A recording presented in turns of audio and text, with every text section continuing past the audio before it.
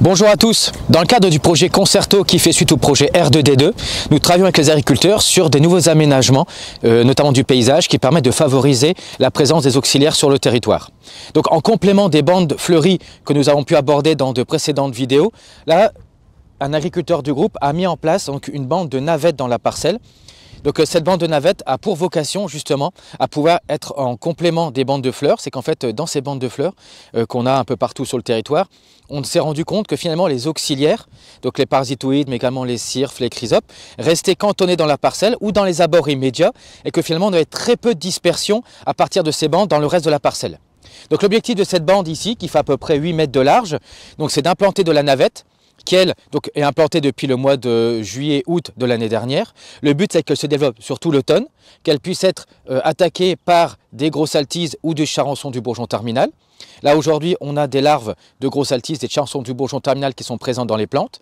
Et le but c'est qu'elles sont en fait exposées au parasitisme qui lui a lieu à peu près du mois de novembre au mois de mars. C'est qu'en fait là on est dans les dernières périodes où nous pouvons encore observer du parasitisme. Alors l'idée c'est que ces bandes, elles passent tout l'hiver, que les larves de gros saltises ou de charançons du bourgeon terminal qui sont parasités continuent une partie de leur cycle dans la plante, retombent au sol. Pendant ce temps-là, les larves de parasitoïdes à l'intérieur continuent aussi d'évoluer. Et donc au mois d'avril, ici quand la navette va commencer à monter, on va faire un broyage pour éviter que les navettes ne viennent à graines et donc augmente le stock d'adventices pour l'année prochaine. Et donc après la récolte de l'orge de printemps, on va essayer déjà de ne pas trop travailler le sol pour éviter de détruire toutes les populations de parasitoïdes qui sont présents dans la parcelle. Et il y aura un colza qui sera implanté sur toute la parcelle.